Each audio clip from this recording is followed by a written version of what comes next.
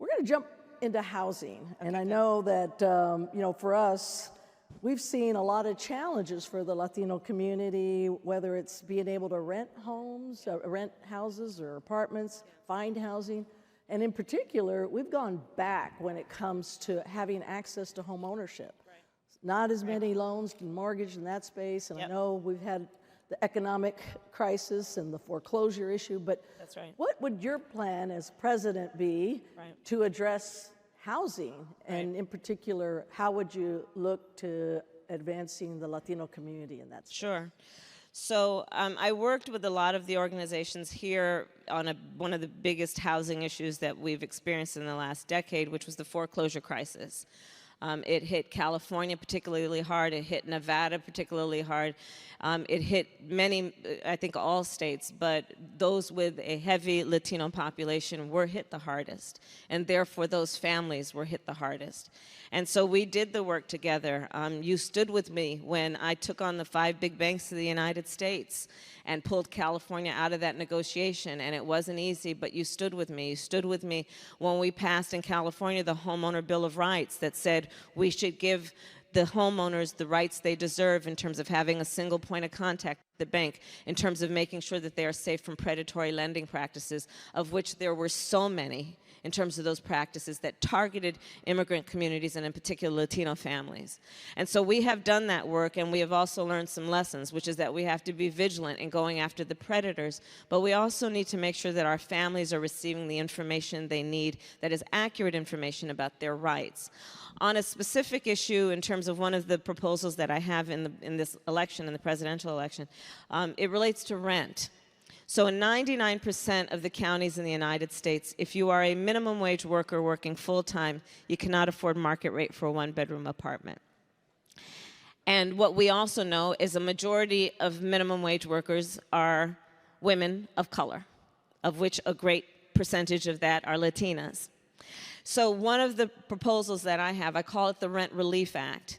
And it is also based on the knowledge that half of Latino families in America are renters.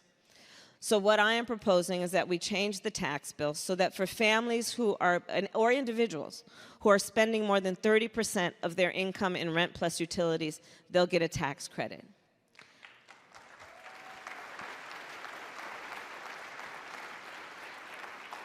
And this is designed to just obviously deal with the reality of it, which is we have hardworking families who are literally a paycheck or even half a paycheck away from homelessness. Another issue that I'm addressing is the issue of income inequality, and there's a huge racial wealth gap in America, which we know. And so specifically, it deals with a couple of things. One, I have a proposal that would be $100 billion investment in families who are living in federally subsidized housing to make sure that we help them with down payments and closing costs so that they can get in the stream of home ownership. Because as we know, home ownership is one of the greatest generators of intergenerational wealth. Right? So let's think about it in context, right? We also know that Latino students, college students, have much higher student loan debt than their white counterparts. Well, let's think about this and put it in the context of home ownership. When our kids go to college, if we own a home, we might be able to say to them, instead of you having to take out a loan from some predatory for-profit loan agency, we'll take some money out of the capital we've accumulated in our home so that we can give you the money for tuition so you don't have to go to that lender. We can say to our young people and our children, you want to start a business? I'll give you startup capital by taking out some of the equity of my home. Intergenerational wealth based on home ownership. So this is what I seek to address. In addition, I am proposing what economists have described as what will be the most significant middle-class tax cut we've had in generations. And it goes like this. For families that are making less than $100,000 a year, they will get a tax credit that they can receive at up to $6,000 a year and take home at up to $500 a month, which will be all the difference between those families being able to get through the end of the month or not. Because in America today, Almost half of American families are a $400 unexpected expense away from complete upheaval. In America last year, 12 million people took out a loan of on average $400 from the payday lender at an interest rate often in excess of 300%. And when we look at from which communities come the people who are part of these statistics, we know it is communities of color, including, obviously, Latino families.